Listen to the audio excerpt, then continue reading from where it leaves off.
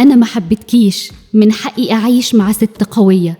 الجملة دي اللي يوسف قالها الهند في مسلسل ما تراه ليس كما يبدو، مش مجرد كلمة عابرة.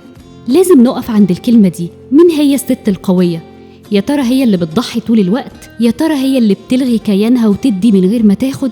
الحقيقة إن الراجل أول حد بيشوف الست دي ضعيفة، حتى وهي فاكرة إنها بتكسبه بتضحيتها. هو بيبعد عنها أكتر لأنها بتقوم بدور مش دورها. هو شايفها تخلت عن نفسها عشانه وخلته محور الكون. تفتكري لو انتي ما قدرتيش نفسك هو هيقدرك؟ تعالي أقولك على حاجة هتغير كل حياتك.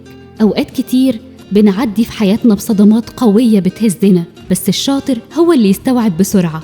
وبالمناسبة شابول ليلى زاهر قدرت تورينا مشاعر الست الضعيفة وكمان تورينا مشاعر الست القوية. هند كانت شاطرة واستوعبت، وقفت على رجليها وقالت أنا هتعلم من الدرس، لأن بعد كل صدمة بيجي التجلي. في التخلي تجلي.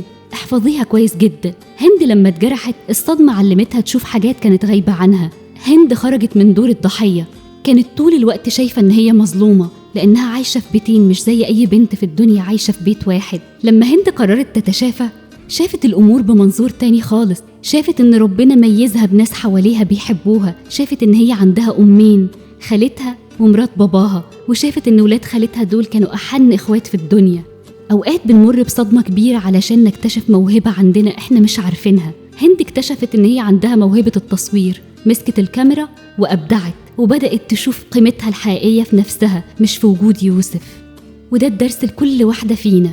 لو حد اتخلى عنك أو اتجرحتي أو اتكسرتي، افتكري إن ربنا مش بيقفلك باب إلا هو فتح لك باب أكبر. صدقيني أغلب الناس اللي مروا بنجاحات كبيرة في حياتهم كانت بعد صدمة قوية.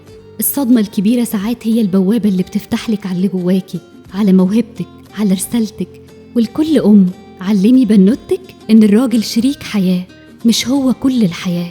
لو انت تعرضتي لصدمة زي هند خديها بداية مش نهاية. ربنا بيقولك انت عندك حاجة أعظم جواكي، اكتشفيها، وساعتها هيتحول كل حاجة شايفاها نقمة لنعمة كبيرة. وده اللي هند قالته ليوسف لما راحت تواجهه، إن ده أحسن حاجة حصلت لها في حياتها.